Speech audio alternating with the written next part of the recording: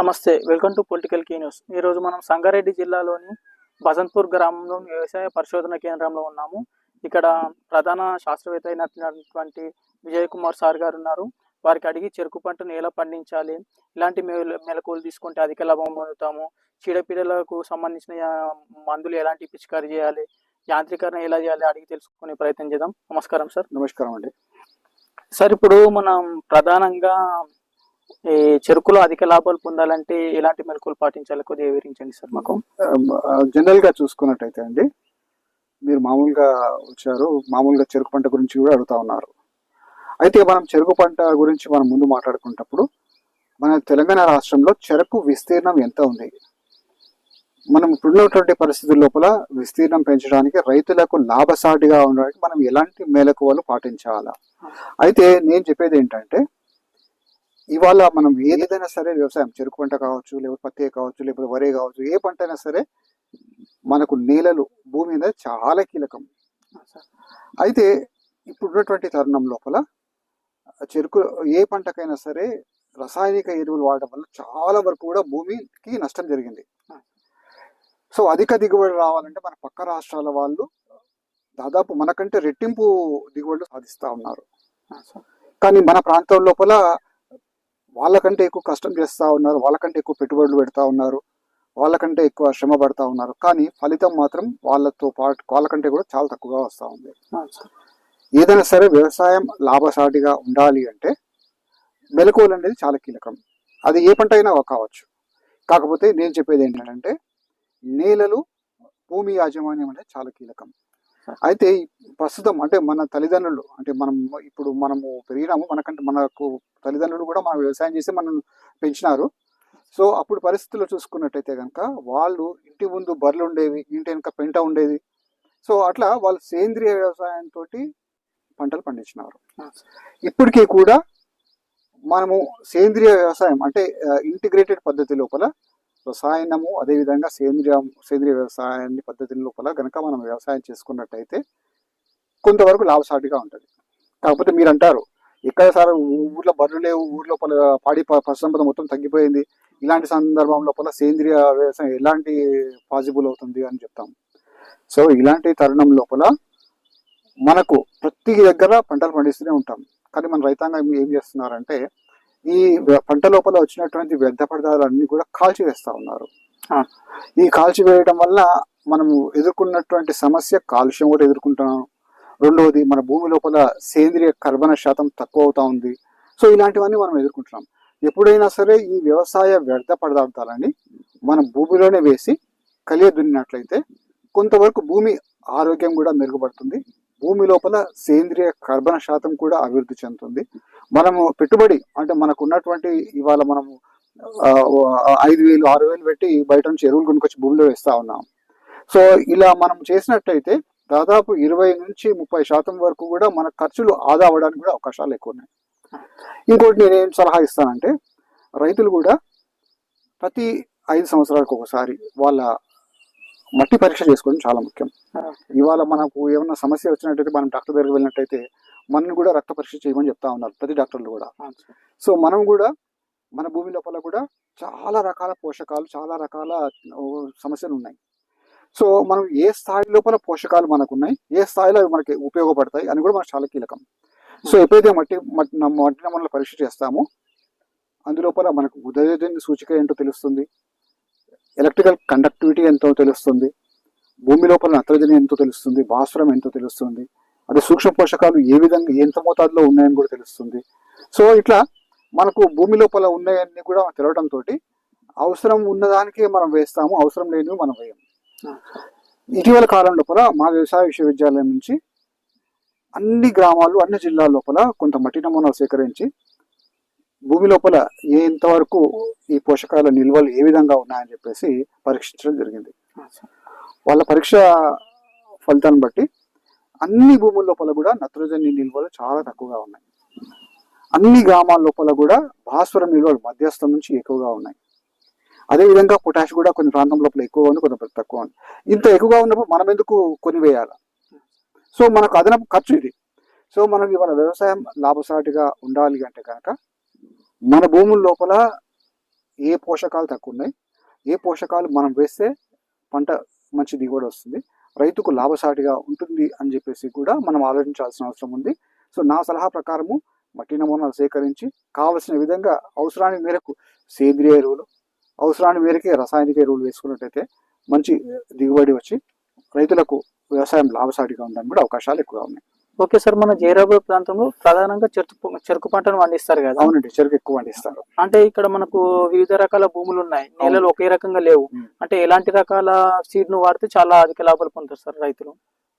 ఇది మంచి క్వశ్చన్ అండి. ఇప్పుడు ఉన్నటువంటి పరిస్థితి లోపల కొంతమంది రైతులు విత్తనం వేసిన విత్తనమే వేస్తూ ఉంటారు. ప్రతి 3 సంవత్సరాలు ఒకసారి కూడా విత్తనాన్ని మార్చుకున్నట్టయితే మంచి ఫలితం వస్తూ ఉంటుంది. అయితే కొంతమంది రైతులు ఏం చేస్తూ ఉంటారంటే ఈ సంవత్సరం పంట అయిపోగానే మళ్ళీ అదే పంటలోంచి, అంటే అది మోడెం కావచ్చు లేకపోతే ముదిరినటువంటి తోట కావచ్చు, ఆ విత్తనాన్ని సేకరించడం వలన తర్వాత సంవత్సరం లోపల చీడపీడలకు లోన్ అవడం, దిగుబడి తక్కువ రావటం, పిలకలు తక్కువగా రావటం, గడలు తక్కువగా రావడం, ఇలాంటివన్నీ కూడా మన రైతులు చూస్తూ ఉన్నారు. అందుకని చెప్పేసి విత్తనాన్ని ఎప్పుడైనా సరే లేవడి తోటలు, అంటే విత్తనపు తోట కింద సాగు చేసి ఆ తక్కువ, అంటే ఆ 5-6 నెలల లోపల ఉన్నటువంటి విత్తనాన్ని కనుక సేకరించి పొలంలో నాటుకున్నట్టయితే ఎక్కువ దిగుబడితోటి, ఎక్కువ పిలకల సముదాయంతో చీడపీడలను తట్టుకునే విధంగా పంట మనకు మంచి ఫలసాయం ఇస్తుంది. ఇది ముఖ్యంగా ఒక అంశం. రెండో అంశం ఏంటంటే, మీరు అడిగింది ఏంటంటే రకాలు, ఏమేమి రకాలు మనం వేసుకోవాలని కూడా అడిగినారు మీరు. గత 30 సంవత్సరాలను చూసుకున్నట్టయితే కనుక చాలా మంది రైతులు కో 86-32 అని చెప్పి ఎర్రచెరుకు అంటాం. ఈ ఎర్రచెరుకు ఎక్కువగా వేస్తూ ఉన్నారు. ఎర్రచెరుకు ఉన్నటువంటి మంచి లక్షణం ఏంటంటే ప్రపంచం లోపల ఈ చెరుకున్నటువంటి లక్షణం ఏ చెరుకు కూడా లేదు. ఎందుకు అంటే కనుక ఈ చెరుకున్నటువంటి లక్షణము విస్తారంగా పిలకలు పెట్టే లక్షణం. రైతు ఎంత దూరంలో పెట్టినా, తక్కువ దూరంలో పెట్టినా, లేకపోతే దూరపు చాలలో పెట్టినా, లేకపోతే 7 ఫీట్లలో పెట్టినా చెరుకు పంటకు ఆ రైతుకు రావాల్సినటువంటి దిగుబడి 50 టన్నుల దిగుబడి ఇస్తుంది. దూరం పెట్టినా దగ్గర పెట్టినా మంచి దిగుబడి వస్తుంది. కాకపోతే ఇప్పుడు కూడా కొన్ని మంచి రకాలు మనకు అందుబాటులోకి వచ్చినాయి. అందులోపల అంటే ఇవన్నీ కూడా మళ్ళీ ఒక ప్రాంతానికి బట్టి ఉంటుంది, ఆ నేలకు బట్టి ఉంటుంది, అదేవిధంగా ఆ ఊరి లోపల ఉన్నటువంటి సదుపాయాలు, నీరుని బట్టి కూడా ఉంటుందన్నమాట. అయితే కొన్ని రకాలు వచ్చినాయి ఇటీవల కాలంలో. 13-007 అనే రకము, 2003 R81 అనే రకము, అదేవిధంగా 2003 V46 అనే రకము. ఇప్పుడు ఉదాహరణకి సంగారెడ్డి ప్రాంతంలో వెళ్ళినట్టయితే కనుక చాలా వరకు వాళ్ళు వరి ఆధారిత భూములు ఉన్నాయి. ఈ వరి ఆధారిత భూముల లోపల చౌడు అనేది మనం బాగా చూస్తూ ఉంటాం. ఈ చౌడుని ఉన్నప్పుడు మనం వేస్తున్నటువంటి ఎర్ర చెరుకు సరిగ్గా రాదు, మంచి దిగుబడి రాదు. సో అందుకని చెప్పేసి ఈ లక్షణాలు తట్టుకునే రకం కూడా మనకు ముఖ్యం. ఉదాహరణకి ఇట్లాంటి వరి ఆధారిత భూముల లోపల 2003 V46 వేసుకున్నట్టయితే ఇది కొంతవరకు చౌడుని తట్టుకుంటుంది, మంచి ఫలసాయం వస్తుంది, స్వల్పకాలిక రకము. మనకున్నటువంటి సమస్య అక్కడక్కడ అడవి పందులు సమస్య ఎక్కువగా ఉంది. సో ఈ సమస్యను కూడా తట్టుకునే రకము. సో అట్లా మనకు ఈ రకం కూడా మంచి ఆశాజనకంగా ఉన్నటువంటి రకం అనమాట. ఇది స్వల్పకాలిక రకం. ఇంకా కొన్ని ప్రాంతాల లోపల 93 V297 వేస్తూ ఉన్నారు, ఇంకొన్ని ప్రాంతాల లోపల 8005 రకం వేస్తూ ఉన్నారు. సో అట్లా ఇట్లాంటి సందర్భం లోపల మనము రకాన్ని అనుగుణంగా చేసుకొని నాటుకున్నట్టయితే మంచి ఫలసాయం వస్తూ ఉంది.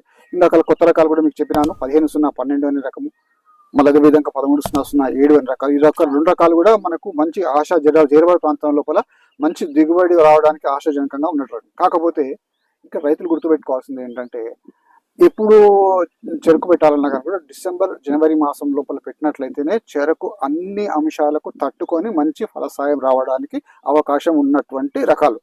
కాకపోతే కొంతమంది రైతులు ఏం చేసినారంటే ఇట్లాంటి రకాలన్నీ కూడా మే-జూన్ మాసంలో కూడా, అంటే ఆలస్యంగా కూడా నాటుకున్నారు. ఆలస్యంగా నాటుకున్నట్టయితే ఎస్పెషల్లీ ఈ 15-012 కానివ్వండి, 13-007 కానీ ఎప్పుడైనా సరే ఆలస్యంగా నాటుకున్నట్టయితే ఇంకా పిలకల సముదాయం తక్కువగా రావటము, ఎదుగుదల కుంటుపడటము, దిగుబడి పైన దానిపైన ప్రభావం పడటము, ఇలాంటివన్నీ మనం చూస్తూ ఉంటాం.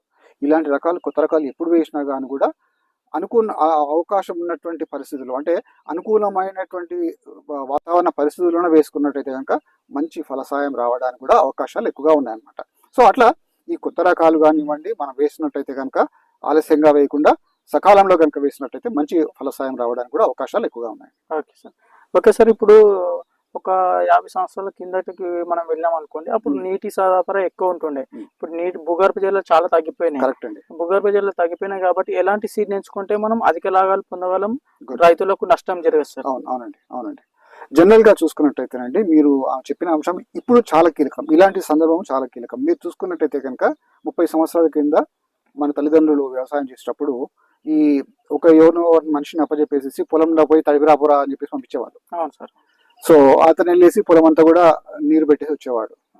కానీ ఇప్పుడున్నటువంటి పరిస్థితి మారుతున్నటువంటి పరిస్థితి లోపల ఈ విధంగా పారుదల ద్వారా నీరు అనేది ఇక రాబోయే రోజుల్లో చాలా కష్టమైన అంశం. ఎందుకంటే మన భూమి లోపల ఉండేటువంటి భూగర్భ జలాలన్నీ కూడా మనకు తక్కువగా లభ్యమవుతా ఉన్నాయి. ఈ వాతావరణ మార్పులు కూడా మనం చూస్తా ఉన్నాం. వేసవి లోపల వర్షాలు, వర్షాకాలం లోపల ఎండలు, ఇలాంటివన్నీ కాలమైన ఎన్నో మార్పులు వస్తా ఉన్నాయి. సో ఈ క్లైమేట్ చేంజ్ పరిస్థితి లోపల మన పాత పద్ధతిలోనే పారుదల ద్వారా నీరు పండించడం అనేది చాలా కష్టమైన అంశం. ఇప్పుడు కొత్త సాంకేతిక పరిజ్ఞానం వచ్చింది. ఇక్కడ ఫస్ట్ మీరు అడిగింది ఏంటంటే ఏ రకాలు నీటిని తట్టుకుంటాయి, రెండవది ఏ విధంగా వ్యవసాయాన్ని నీరు పారించాలంటే సమర్థవంతమైనటువంటి నీటి వినియోగ సామర్థ్యం ఎక్కువ ఉన్నటువంటి అంశం ఇది. ఇక్కడ ఏంటంటే ఇక్కడ మనం గమనించవలసింది ఏంటంటే ఫస్ట్ నేను రెండో అంశం చేస్తాను. కొన్ని ప్రాంతం లోపల రైతులందరూ కూడా పారుదల అనేది మర్చిపోయి ఇప్పుడు ఉన్నటువంటి పరిస్థితుల లోపల కొత్త నీటి పారుదల అంశాలు వచ్చినాయి. ఒకటి తుంపర సేద్యం అని వచ్చింది, రెండోది బిందు సేద్యం అని వచ్చింది, అట్లా రకరకాలు వచ్చినాయి. అంటే మనం వేస్తున్నటువంటి నీరు అంటే ఇంతకుముందు పారుదల పద్ధతి లోపల 1 ఎకరం సాగు చేస్తే 1 ఎకరం పారుదల ద్వారా పెడితే 1 ఎకరంకి వచ్చేది. కానీ ఇప్పుడున్నటువంటి పరిస్థితుల్లో 1 ఎకరం సాగు చేస్తున్నటువంటి నీరుని 10 ఎకరాల వరకు కూడా సాగు చేయొచ్చు. అంటే 1 ఎకరం నీరుని 10 ఎకరాలు సాగు చేయొచ్చు. సో దానికి ఉన్నటువంటి సాంకేతిక పరిజ్ఞానంలో బిందు సేద్యం అనేది చాలా మంచి అంశం. ఇది ఏంటంటే బిందు సేద్యం అంటే నేరుగా నీరు వెళ్ళేసి వేరు మండలం అంటే పంటల యొక్క వేరు మండలం లోపల నీరు పడుతుంది. ఇంకోటి దీని లోపల ఉన్నటువంటి అంశం వేరు మండలంలో పడుతుంది. వేరు మండలంలో పడుతుంది, నీరు అనేది వృధా కాదు. మనం ఇంతకుముందు కాలం లోపల నీరు పారుదల ద్వారా చేస్తే పంట తీసుకునే నీరు తక్కువ, కలుపు తీసుకునే నీరు ఎక్కువ. ఇంకోటి పంట కలుపు తీసుకోగా మిగతా ఆవిరైపోయే నీరు కూడా ఎక్కువ ఉండేది, ఎండకి ఆవిరైపోయే కూడా నీరు ఎక్కువ ఉండేది. సో ఇలాంటి సందర్భంలో బిందు సేద్యం ద్వారా సాగు చేయడం వల్ల నీరు వృధా అనేది కాదు, నేరుగా పంటకు చేరుతుంది. పంటకు అవసరమైనటువంటి ఇంకోటి పారుదల ద్వారా అయితే కనుక మనం రోజంతా పెట్టేవాళ్ళం. ఇప్పుడు 3 రోజులకు ఒకసారి 1-2 గంటలు పెడితే కావలసినటువంటి తేమ మొక్కకు లభ్యమై మనకు మంచి ఫలసాయం కూడా వస్తుంది. అట్లా బిందు సేద్యం ద్వారా చేసుకున్నట్టయితే తక్కువ ఖర్చుతోటి ఎక్కువ విస్తీర్ణం లోపల సాగు చేయడానికి అవకాశాలు.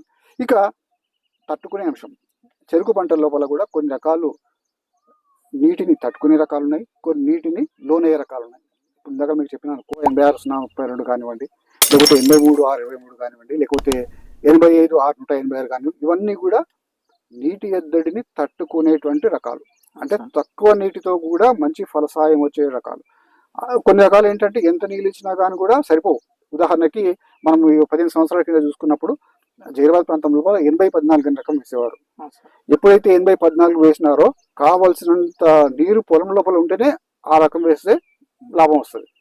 సో ఎప్పుడైతే నీరు తక్కువగా ఉన్నప్పుడు కనుక ఈ రకం వేసినట్టయితే కనుక నీటి ఎద్దడికి లోనై దిగుబడి అపారమైన నష్టం జరుగుతూ ఉంది. సో ఇలాంటి సందర్భం లోపల తట్టుకునే రకాలను వేసుకున్నట్టయితే కనుక మంచి ఫలసాయం కూడా రావడానికి అవకాశాలు ఎక్కువ ఉన్నాయి. ప్రధానంగా ఇప్పుడు ఈ చెరుకు పంటలో జొన్నమల్లె అనే కలుపు మొక్క చాలా రైతులకు ఇబ్బంది పెడుతుంది సార్. అవునండి, దాన్ని ఎలా నివారించాలి మెలకువలు చెప్పండి సార్.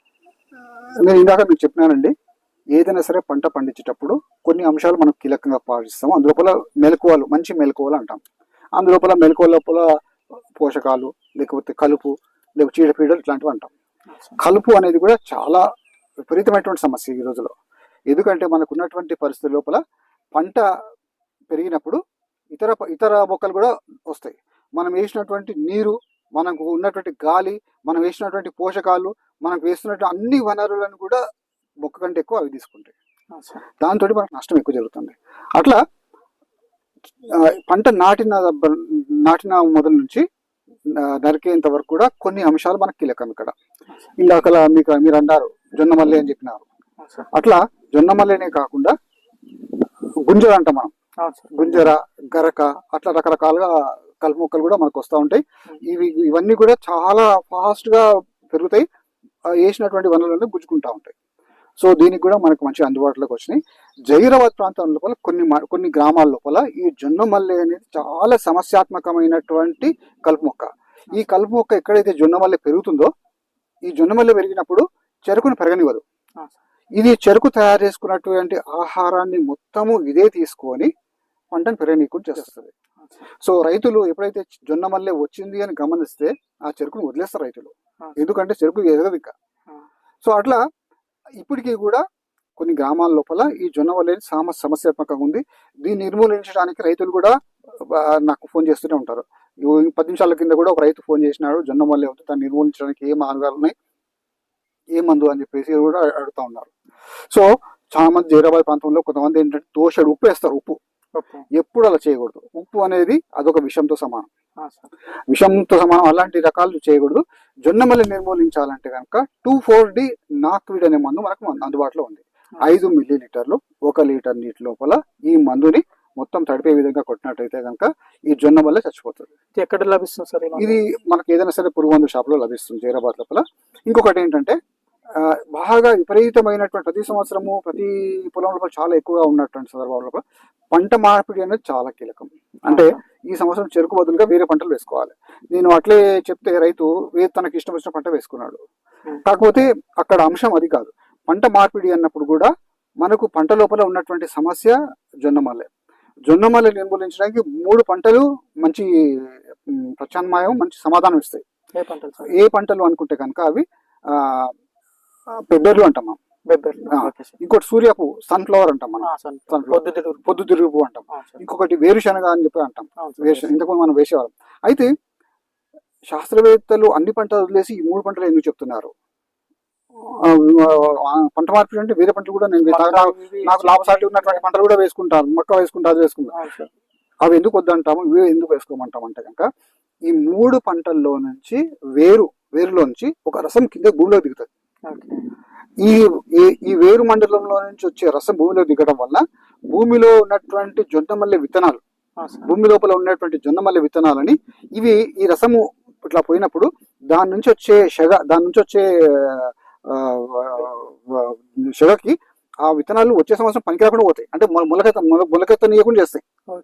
అంటే మళ్ళీ తర్వాత సంవత్సరం లోపల ఎన్ని జొన్న మల్లె విత్తనాలు భూమి లోపల విస్తరించి ఉంటాయి అంటే భూమి మొదల నుంచి 30 సెంటీమీటర్ల వరకు కూడా విత్తనాలు అన్ని ఉంటాయి. సో ఈ పంటలు వేయడం వల్ల ఆ వేర్ల నుంచి వచ్చే రసము ఈ మళ్ళీ జొన్న మల్లె విత్తనాలే తర్వాత సంవత్సరం కనబడకుండా చేస్తాయి. అట్లా ఈ జొన్న మల్లెకు పంట మార్పిడి అనేది ఇది ఒక మంచి అంశం. ఈ పంట మార్పిడి ఈ పంటల ద్వారా చేసినట్టయితే కనుక మనకు జొన్న మల్లెని చాలా వరకు నివారించవచ్చు. గత 50 సంవత్సరాల కింద చూసుకున్నప్పుడు ఈ జహీరాబాద్ కానివ్వండి, ఆందోళన కానీ ఇక్కడంతా జొన్ననే వేసేవాళ్ళు. ఈ జొన్న వేసినప్పుడు ఆ సమయం లోపల పెరిగింది. ఇప్పటికీ కూడా 50 సంవత్సరాల కింద ఉన్నటువంటి విత్తనం ఇంకా బతుకుతా ఉంది. జొన్న మల్లె, జొన్న పోయింది కానీ మళ్ళీ ఉంది. సో అట్లా మనకు నష్టం చేసేది ఉంది కానీ లాభం చేసేది పోయింది. సో అందుకని చెప్పి దీన్ని నిర్మూలించాలంటే కనుక సరి అయిన పద్ధతి లోపల చేసినట్టయితే రైతులకు సమస్య లేకుండా నిర్మూలించడం కూడా అవకాశాలు ఎక్కువగా ఉన్నాయి. Okay sir. ప్రధానంగా ఇప్పుడు చెరుకు పంటలో కూలీల కొరత చాలా ఏర్పడుతుంది సార్. కూలీలు దొరకకపోవడం వల్ల పంట నష్టపోతున్నారు. అదేవిధంగా సరైన సమయంలో పంటను తీయలేకపోతున్నారు. దీనికి ప్రధాన మార్గాలు ఏమైనా సూచిస్తారు సార్? జనరల్ గా చూసుకున్నట్టయితే అండి, మన భారతదేశం లోపల ఈ సమస్య వ్యవసాయానికి ఉంది. మీకు కూడా కొంచెం చదువుకున్నారు, మనకు అందరికి తెలుసు. మన భారతదేశం అంటేనే వ్యవసాయ ఆధారిత దేశం. మనం ఏమున్నా కూడా వ్యవసాయంతోనే ద్రవ్యోల్బణం జమ కడతా ఉన్నాం మనం. సో మనకు వ్యవసాయమే ముఖ్యమైనటువంటి ఆధారం. మనకు వ్యవసాయం లేకపోతే మనకు చాలా కష్టం. కానీ ఇవాళ తినడానికి అన్నం వెతుకుతున్నాం కానీ కూలీలు లేరు. సో అన్నదాతకు ఏమైనా చేయవచ్చు, దానికి మార్గాలు ఏంటి? సో ఈ కూలీల కొరత అధిగమించడానికి యాంత్రీకరణ ఒకటే మంచి ప్రత్యామ్నాయం. యాంత్రీకరణ అంటే ఏ పంటకైనా సరే నాటే దగ్గర నుంచి కోత వరకు వివిధ రకాల యంత్ర పరికరాలు కావాలి. ఉదాహరణకి మనం చెరుకు పంటకు తీసుకుందాం. ఈ చెరుకు పంటకి గత 50 సంవత్సరాల కింద చూసుకున్నప్పుడు 3 లక్షల హెక్టార్ల చెరుకు ఉండేది. ఇప్పుడు 50,000 హెక్టార్లకు తగ్గిపోయింది. దీనికి ముఖ్యమైన కారణం ఏంటంటే పంటకి కావాల్సినటువంటి కూలీలు చాలా ఎక్కువ కావాలి. చెరుకు నాటడానికి 20 మంది కావాలి, చెరుకు కోయడానికి 20 మంది కావాలి. ఇప్పుడు పంటకి నలుగురు దొరకటం లేదు, 20 మంది ఎక్కడ దొరుకుతారు? సో అందుకని చెప్పేసి ఈ కూలీల లభ్యత, కూలీల కొరత అనేది పెరగడం వల్ల ప్రత్యామ్నాయ మార్గాలు చూస్తూ ఉన్నాం. సో పంట నిలబెట్టుకోవడానికి ఇప్పుడున్న పరిస్థితుల లోపల చెరుకు నరకడానికి యంత్ర పరికరాలు మనకు అందుబాటులోకి వచ్చినాయి. సో అది తక్కువ సమయం లోపల, ఎక్కువ విస్తీర్ణం లోపల మళ్ళీ పంటకు లాభం వచ్చే విధంగా యంత్ర పరికరాలు మనకు అందుబాటులో వచ్చినాయి. సో ఆ యంత్ర పరికరాలు ఇవాళ కూలీల ద్వారా చెరుకు నరకాలంటే 1 ఎకరం నరకడానికి 3 రోజులు చేస్తారు. కానీ యంత్ర పరికరాలు గంటకి 20 టన్నులు నరుకుతారు. అట్లా 2 గంటల లోపల 1 ఎకరం నరికేస్తారు. సో ఇంకోటి ఏంటంటే, మనం వేస్తున్నటువంటి చెరుకు పంటకి ఏవైతే ఉంటాయో ఈ ఆకులన్నీ కూడా భూమిలోనే కలిగి దున్నడం వల్ల, ఈ భూమిలో కలిగి దున్నడం వల్ల ఇదంతా కూడా ఎరువు కింద అవుతుంది, మన పంటకు కూడా లాభం చేకూరుతుంది. ఇంకోటి ఏంటంటే, ఏ పంట అయినా సరే మనకు దిగుబడి కూడా మనకు చాలా ముఖ్యం. ఇవాళ నరికిన తర్వాత వాడు భూమట్టానికి నరకటం లేదు. ఇవాళ నేను నిలబడి నా ముందు కిందకి నరికినాడు, నేను పోగానే మళ్ళీ పైకి నరుకుతున్నాడు. వాడికి ఎట్లా అవకాశం వస్తే అట్లా నరుకుతా ఉన్నారు. సో అట్లా భూమట్టానికి నరకకుండా భూమి మీద ఉన్నటువంటి 2 అంగుళాలు 3 అంగుళాలు వదిలిపెట్టినా కానీ కూడా 4 టన్నులు మనకు వృధా అయిపోతా ఉంది. ఇవాళ 4 టన్నులు అనగానే టన్ను 4,000 రూపాయలు లెక్క వేసిన 15,000 రూపాయలు మనకు నష్టపోతా ఉన్నాం రైతులు. సో అట్లా ఇతర పరికరాలు చేసినట్టయితే కనుక అటు దిగుబడి లోపల నష్టం లేదు, తర్వాత రాబోయే పంటలకు లాభం జరుగుతూ ఉంది, తక్కువ ఖర్చుతో కూడా నరకడం జరుగుతూ ఉంది. అట్లా ఈ నరకడానికి మనకు యంత్ర పరికరాలు వచ్చాయి. అదేవిధంగా నాటడానికి కూడా యంత్ర పరికరాలు వచ్చినాయి, అంతర్సేద్యం చేయడానికి కూడా యంత్ర పరికరాలు వచ్చినాయి. అట్లా కొన్ని మెలకువలు కనుక తీసుకున్నట్టయితే మనకు మంచి పద్ధతి లోపల ఎక్కువ వ్యవసాయం కూడా లాభసాటిగా ఉండే పద్ధతి లోపల చేయడానికి కూడా అవకాశాలు ఎక్కువ ఉన్నాయన్నమాట. సార్ ఇంతకుముందు మేము ఇక్కడ పక్క రాష్ట్రమైన మహారాష్ట్ర అటు సైడ్ వెళ్ళి సార్, వెళ్తే అక్కడ ఒక ఎకర్కు 50 టన్నులు 100 టన్నుల చెరుకు దిగుబడి వస్తుంది. మన సైడు ఎంత ముక్కి మూలిగి వ్యవసాయం చేసినవి 40 టన్నుల కన్నా మించడం లేదు సార్. దానికి దీనికి గల కారణాలు ఏంటి? వాళ్ళు ఎలాంటి మెలకువలు పాటిస్తున్నారు, మనకెందుకు అది సాధించలేకపోతున్నాం సార్? జనరల్ గా ఏంటంటే, మన పక్క రాష్ట్రాల వాళ్ళు మంచి దిగుబడి సాధిస్తూ ఉన్నారు. దానికి కారణాలు చాలా ఉన్నాయి. ఒకటి, అక్కడ ఉన్నటువంటి సారవంతమైన భూములు కావచ్చు, అక్కడ ఉన్నటువంటి వేస్తున్న రకాలు కావచ్చు, వాళ్ళు వాడుతున్నటువంటి మెలకువలు కావచ్చు. అట్లా ఇవన్నీ కూడా ఇవన్నీ వ్యత్యాసాలు చూస్తాం. కాకపోతే ఇప్పటికీ కూడా వాళ్ళు చేస్తున్నటువంటి పద్ధతులు ఏంటంటే, వినియోగ సామర్థ్యం ఏ పని మొదలుపెట్టినా మంచి వినియోగ సామర్థ్యం వచ్చేలా చేసుకోవటం. ఉదాహరణకు నీరు, వారు పారుదల ద్వారా నీరు అనేది బంద్ చేసినారు. వాళ్ళు నేరుగా డ్రిప్ ద్వారా, బిందు సేద్యం ద్వారా వేరు మండలంలోనే ఎరువులు, నీరు డైరెక్ట్ గా వేరు మండలంలో ఇస్తా ఉంది. అంటే దాని ద్వారా ఏమవుతుందంటే వాళ్ళ ఖర్చులు తగ్గి దిగుబడి ఎక్కువ వస్తూ ఉంది. ఇంకోటి, భూమి ఆరోగ్యం కోసం వాళ్ళు కొన్ని ప్రక్రియలు చేస్తూ ఉన్నారు. ఈ భూమి ఆరోగ్యం కోసం ప్రక్రియలు ఏంటంటే కనుక, ఈ ముఖ్యంగా సేంద్రియ కార్బన్ శాతం పెంచుకోవడానికి అంశాలు, అవసరమైన మేరకే రసాయనాలు, అవసరమైన మేరకే సేంద్రియ పద్ధతులు, అట్లా చేయడం వల్ల కూడా మంచి దిగుబడులు వస్తూ ఉన్నాయి. ఇంకోటి, రకాలు కూడా వాళ్ళు వేస్తున్నటువంటి రకాల లోపల ఎప్పుడు ఎలాంటి రకం వేసుకున్నా కానీ కూడా మనకు మంచి ఫలితాలు వచ్చే విధంగా వాళ్ళు చేస్తూ ఉన్నారు. అట్లా కొన్ని మెలకువలు మనం కూడా పాటించినట్టయితే వాళ్ళతో పాటు కూడా మనము సరి సమానంగా 100 టన్నులు, అంటే ఇవాళ మనకు పంటకి అధిక దిగుబడులు వచ్చినట్టయితే కనుక రైతుకు ఎంతో లాభం. రైతుకు లాభం వచ్చే విధంగా కూడా మనం చేసుకోవాల్సిన అవసరం ఎంతైనా ఉంది. సో ఆ పద్ధతులు పాటించినట్లయితే మనకు ఫలితం ఎక్కువ రావడానికి అవకాశాలు ఎక్కువ ఉన్నాయి.